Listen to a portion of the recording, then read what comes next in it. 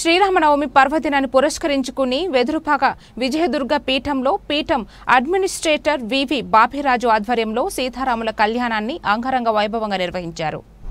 భద్రాచల దేవస్థానం వారు పీఠంలో ప్రతిష్ఠించిన సీతారాముల ఉత్సవ మూర్తులను ప్రత్యేక సింహాసనంపై ఆసింపంపజేసి వేద పండితులను శాస్త్రోక్తంగా కళ్యాణాన్ని నిర్వహించారు. పీఠాధిపతి గాడ్ ఆధ్యాత్మికంగా ప్రసంగం చేస్తూ సీతారాముల కళ్యాణాన్ని వీక్షించిన వారికి శాంతి సౌభాగ్యాలు చేకూరి సుభిక్షంగా ఉంటారని శుభాశీస్సులు అందజేశారు. ఉదయం తెలుగు రాష్ట్రాల నలుమూలల నుండి అధిక సంఖ్యలో భక్తులు కళ్యాణ మహోత్సవంలో పాల్గొన్నారు.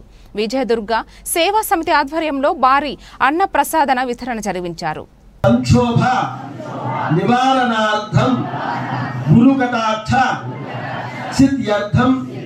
गुरु अनुग्रह प्रसादेन सर्वत्र दिग्विजय प्राप्त्यर्थम स्थिर लक्ष्मी ब्रह्मा देवानां